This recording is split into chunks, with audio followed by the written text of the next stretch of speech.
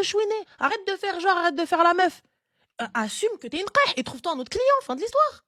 Pour commencer, il faut savoir que moi, j'ai arrêté l'école à 16 ans et j'ai rencontré du coup mon ex-mari à 17 ans. Je suis divorcée avec 2 enfants là, à l'heure actuelle. T'as quel âge? Là, j'ai 25 ans. Toi, t'as une voix de mineur. On me le dit tout le temps. Vas-y, ok. Vas-y. Et du coup, je me suis mariée à 18 ans. Et j'ai eu mon premier après. Et pendant du coup la grossesse de mon premier, ma mère, elle est morte. Enfin, elle est décédée du coup. Et du coup, après, à ma deuxième grossesse, pour mon petit deuxième, et pendant que j'étais enceinte, déjà, j'ai appris que du coup, mon mari me trompait avec ma copine. Pendant la grossesse de mon deuxième. C'est ma copine qui était venue du coup me l'annoncer parce que elle culpabilisait entre guillemets. Pardon? Du coup, ma copine, elle me l'a annoncé quand j'étais enceinte de mon deuxième parce qu'elle culpabilisait. Ça faisait déjà 1 an qu'ils étaient ensemble. Du coup, voilà. Et vu que j'étais préoccupée par ma deuxième grossesse, vu qu'elle a été compliquée, j'ai décidé de régler ça plus tard et de bloquer ma copine et de régler ça plus tard avec mon mari. Le temps que je mette au monde mon deuxième enfant et qu'après on règle ça. D'accord. Et du coup, faut savoir que j'ai perdu les os chez une copine à moi. J'étais du coup avec mon grand chez elle. Toi, subhanallah, ton mari te trompe avec une copine et qu'est-ce que tu fais? Tu revends encore chez des copines. C'est qu'en fait, j'ai personne. Mon père, il est parti en Algérie après le décès de ma mère. Pardon? Les aides-soignantes, la police, les bombillas. Écoute, c'est vrai, mais bon, en France, pour le coup, j'ai vraiment personne. Mon père, il est reparti en Algérie et du coup, j'ai que mes copines, quoi. Oh, subhanallah, des copines 5-5, hein. Elle مشات لك مع راجلك المهم vas-y termine.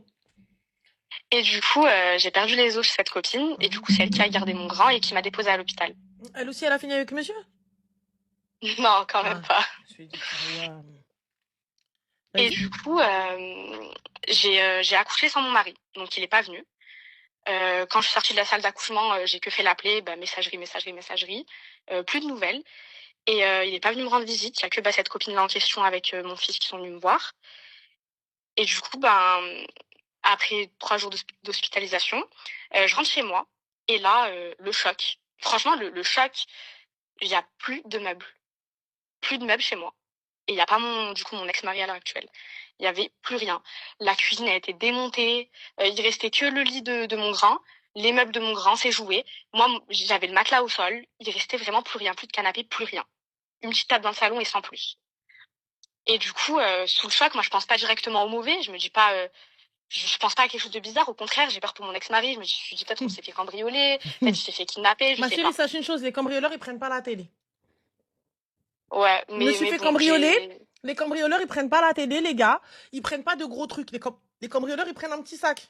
Je vous le dis clairement, s'ils prennent la télé, ça veut dire que la maison, elle est vide depuis, c'est pour ça. Sinon, personne qui vide le moyen et qui vide le canapé ou qui vide les meubles et tout, c'est trop compliqué.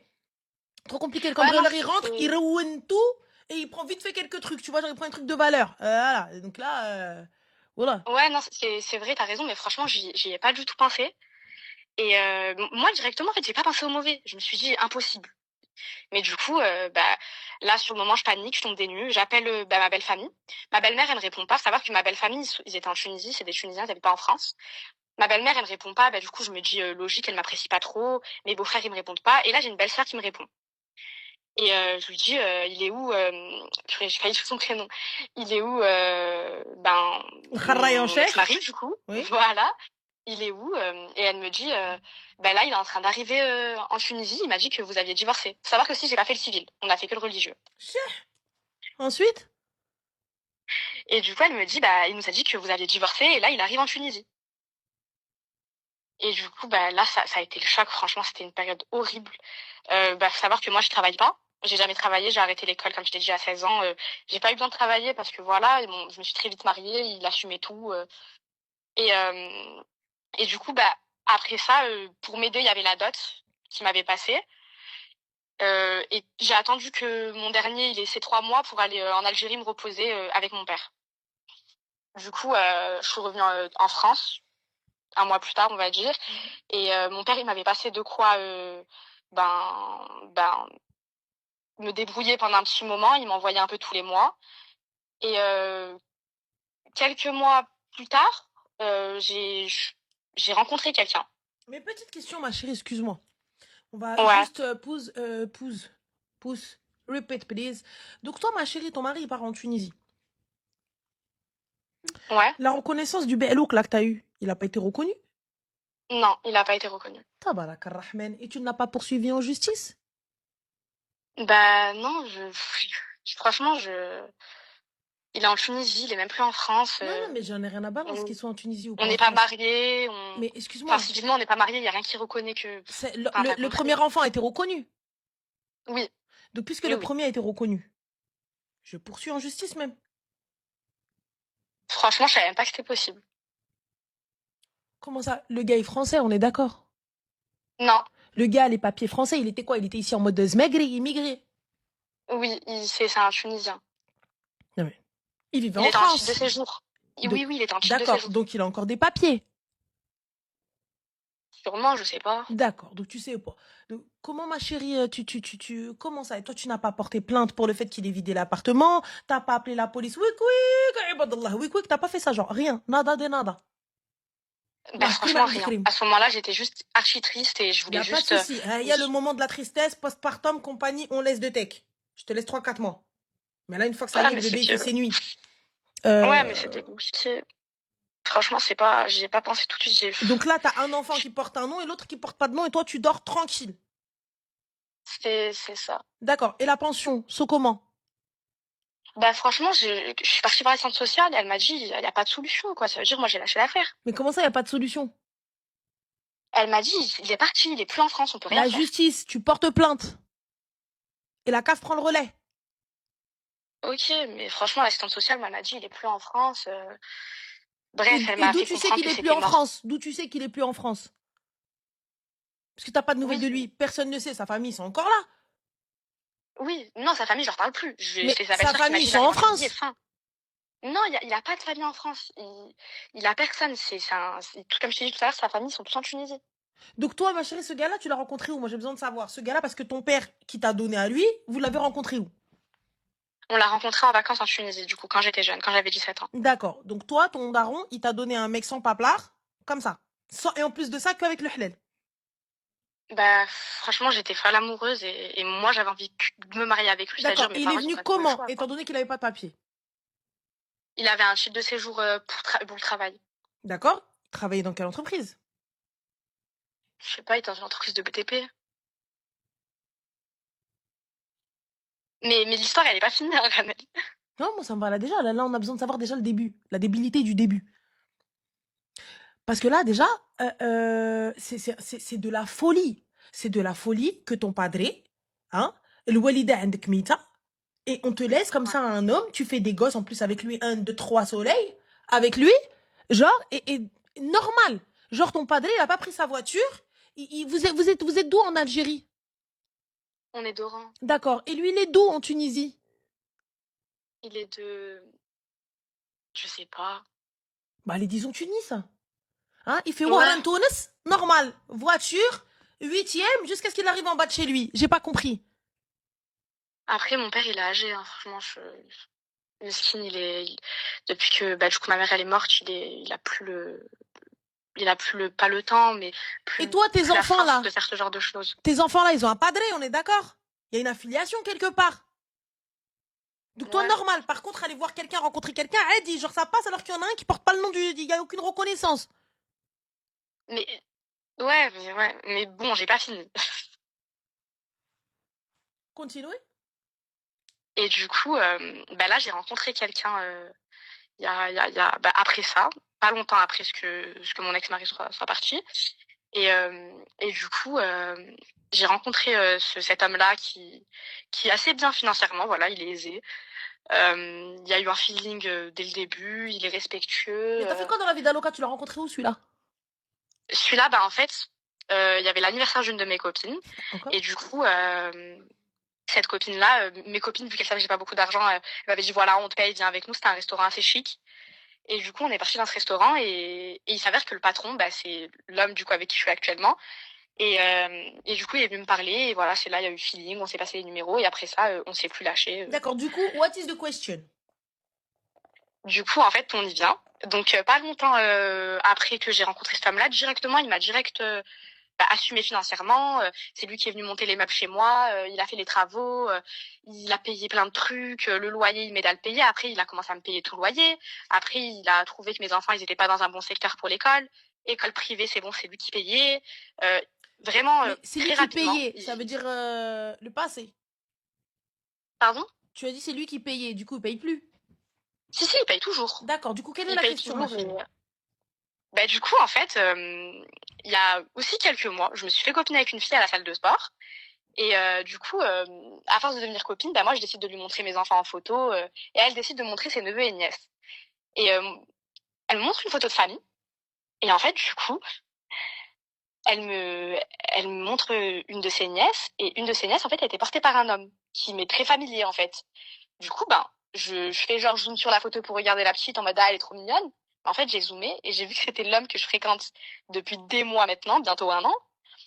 Et du coup, ben, moi, je fais genre comme si de rien n'était. Je lui dis ah, mais c'est qui pour toi, lui? Elle me dit bah lui c'est mon frère, ça c'est sa femme et ça c'est ses enfants. D'accord, du coup, what is the problème? Du coup, c'est un homme marié et là à l'heure actuelle, ben, franchement j'ai besoin de conseils, je sais pas quoi faire. Ça fait à peu près 1 mois que je suis au courant. Je fais comme si de rien n'était. Mais moi je sais qu'il est marié, qu'il a une vie de famille. En fait, bah, déjà il m'a trompé moi en premier temps et sa femme aussi. Non, bah ça fait 1 mois que tu sais et que tu continues à le voir. Bah, c'est que je sais pas comment réagir. Moi, je fais comment? J'ai jamais travaillé. Bah, tu travailles un petit peu, tu arrives à la drap. You know what is the drap? Non, mais j'ai 25 ans. ça. J'ai jamais travaillé toute ma vie. Je me dis, c'est pas maintenant que je vais lever mes fesses, genre. Bon, y a pas de souci, lève pas tes fesses, reste assise. Donc, du coup, moi, je te conseillerais l'ASE, dépose tes enfants là-bas, c'est mieux qu'ils te les enlèvent, c'est un peu traumatisant, tu vois. Parce que c'est préférable d'y aller en mode douceur. Tu vas, tu les déposes, t'abandonnes tes enfants, t'abandonnes le droit parental et tu vis du RSA, c'est jouable. Bah non, mes enfants, franchement, c'est la prunelle de mes yeux. Ça n'a pas l'air d'être la prunelle de tes yeux. Tu veux pas me dire ça, Ranel? Bah si, parce que si ça avait été vraiment la prunelle de tes yeux, tu n'aurais pas eu besoin d'un homme ou de te donner à un homme pour pouvoir élever tes enfants.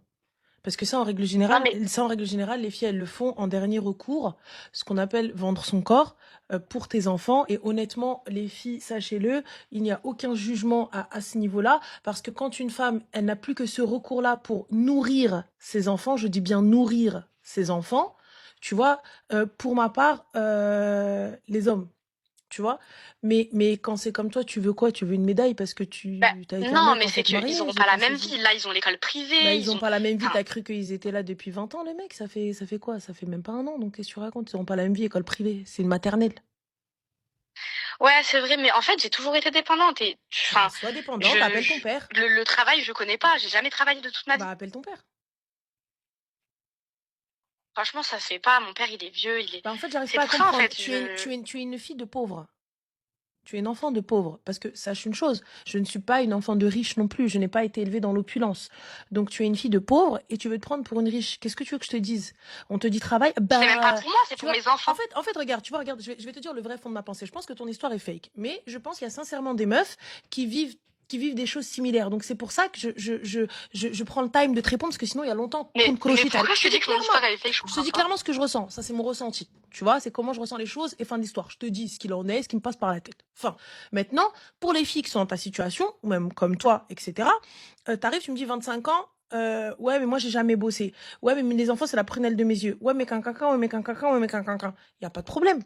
Mais si ça avait été la prunelle de tes yeux, ma chérie, à cette heure-ci, tes 2 mains, là, elles seraient dans de la merde. Dans le khara, en train de nettoyer le khara des gens, parce que pour nourrir dans le halal tes enfants. Mais toi, tu préfères les nourrir dans le haram. Qu'est-ce que tu veux que je te dise? Je suis en train de dire, tu me dis, si, c'est le haram. Tu t'appelles ça comment, ma chérie? T'es avec un mec qui sera fait. C'est quoi? C'est du halal. Tu peux pas me dire ça, t'as pas vécu le tiers de ce que j'ai vécu. Mais quel, t'as vécu la guerre? T'étais où? T'étais à Gaza? Qu'est-ce que tu racontes, toi? Qu'est-ce qu'elle raconte? T'as pas vécu le tiers de ce que j'ai vécu. Et alors, t'as perdu ta mère. Allah yarhamha wa sa'ala diqat al-qubur. Allah yarhamha wa sa'ala diqat al-qubur. Il n'y a pas que toi qui as perdu ta mère, ma chérie. Il y en a, ils ont perdu leur daron. Il y en a, ils sont orphelins. Il y en a, ils n'ont pas eu la chance de connaître leur mère. Je me suis fait voler tout mon appart. Tu t'es fait voler ton appart. Il y en a, ils ont eu plus que toi. Il y en a, elles ont plus que toi et elles travaillent. Il y en a, Mais bien sûr elles qu'il y en ne a qui savent ont ni plus que lire moi, ni mais écrire. Il y en a, elles ne savent ni lire ni écrire. Elles s'expriment dans un français approximatif. Ne viens pas justifier ta médiocrité. Ne viens pas justifier, même si c'est faux, t'as vu, je te le dis clairement. Mais au moins, c'est une leçon pour toi. Ne viens pas justifier ta médiocrité, hein, ton inactivité, ta dépendance financière aux gens, à n'importe qui et n'importe quoi, parce que tu es tel un singe qui t'accroche à une branche, parce que tu n'es pas capable de et de nourrir tes enfants dans le halal. Parce qu'un homme qui vient, tu apprends qu'il est marié et tu prends de lui pour nourrir tes enfants, ça s'appelle du haram. Ça s'appelle du haram. Parce que ce mec-là, il a, même, quand bien même il ne te touche pas, il a des envies et des pensées malsaines envers toi. Donc s'il fait ça, c'est parce qu'il attend quelque chose de haram et non de halal. Parce que s'il voulait du halal, quand bien même il est marié, il t'aurait pris en deuxième femme auprès de ton père. Et tu viens, tu me dis, mon père n'a pas. Donc tu es une enfant d'ouvrier, une enfant de pauvre. Mais pour ça, tu crois être riche. Donc tu veux vivre comme les riches. Ma chérie, t'es une pauvre, tu vas travailler. On a toutes travaillé, on travaille toutes. Parce que nous, on est des enfants d'ouvrières, on est de la caste en bas.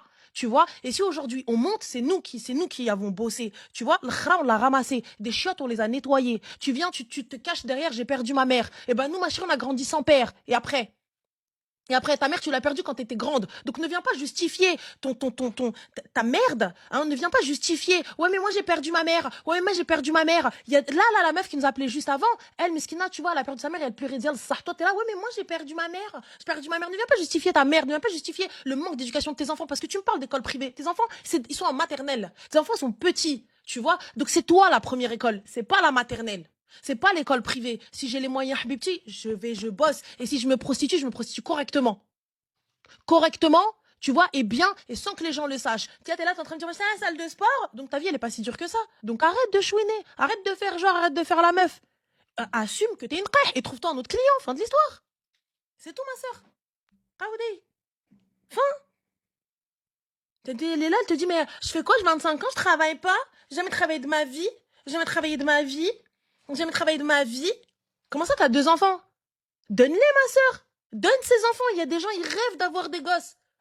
Il y a des gens, ils sont là, mais c'est elles, les mamans, elles sont assimilées à des chats qui ramassent les enfants avec leur gueule. Et toi, t'es là, tu sais pas en prendre soin. Et moi, ma mère, elle a nettoyé des chiottes. Ma mère, elle a ramassé le khara des vieux. Ma mère, elle a sorti des chiens. Ma mère, elle est partie promener des chiens pour pouvoir nous nourrir dans le halal. Et toi, t'es là en train de dire, ouais, quand, tu veux que je fasse comment? Tu veux que je fasse comment? Tu sais comment, moi, je sais comment? Si aujourd'hui, ma mère, elle est assise, alhamdoulilah, on peut, nous, aujourd'hui, assumer derrière et assurer derrière, c'est parce que ma mère, elle, maintenant, on n'accepte pas tout de n'importe quoi à n'importe qui. C'est comment? Tu fais manger quoi à tes enfants? Tu fais manger du haram. Accepte-le. Accepte-le. Oui, je fais manger du haram et fin. Mais ne viens pas te justifier. Oui, mais moi, j'ai perdu ma mère. Et je suis sans pitié avec ces gens-là. Je suis sans pitié avec ces gens-là. Je suis désolée, tu as des enfants, tu te dois. Vous savez, vous connaissez mon avis sur cette idée-là. Une fois que tu as des enfants, ta vie et ton avis passent après, j'en ai rien à foutre. Merci Mohaï El-Haq, là, c'est bagarre là, entre les deux. Là. Tu vois, votre vie, elle passe après. Votre avis passe après. J'en ai rien à balance de ce qui se passe chez vous, en fait. Votre seul intérêt et votre seul objectif, c'est la santé et la sécurité de votre enfant. Après, il y a vous. C'est dommage quand il y a des enfants. Quand il n'y a pas d'enfants, c'est vous. Vous faites ce que vous voulez. Mais là, tu es là, tu as la vie de petits êtres qui ne dépendent que de toi. Parce que leur père le clochard n'est pas là. Ils ne dépendent que de toi. Il n'y a plus personne. Il n'y a plus personne, ils dépendent de toi. Tu es la seule et unique, tu es le seul exemple qu'ils ont. Tu es la seule source qu'ils ont. Tu es là, ils ne regardent que toi. Et toi, tu es là, je sais pas en fait. Je sais pas, tu mérites pas d'en avoir. Tu mérites pas d'avoir des enfants. Tu mérites pas de t'en occuper. Tu es là, tu es assise, donc qu'est-ce que tu manges en fait? Qu'est-ce que tu donnes à manger à tes gosses en fait? Qu'est-ce que tu leur apprends en fait? T'es en train de dire à ton fils, donc à tes 2 garçons, bah voilà, maman, elle prend de l'argent de monsieur et monsieur, il paye ça. Mais fais au moins les choses bien, ma sœur. Trouve-toi un meilleur client. Qu'est-ce que je te dise? Il y a des meufs, elles se sont prostituées, leurs enfants, ils savent même pas ce que leur mère a fait. Ils te disent, bah maman fait des ménages. Oui, maman fait des ménages. Alors que sa mère, Mskina, elle a vendu son corps. Elle a dû vendre des reins même. Donc toi, t'étais là, on sait pas. On sait pas.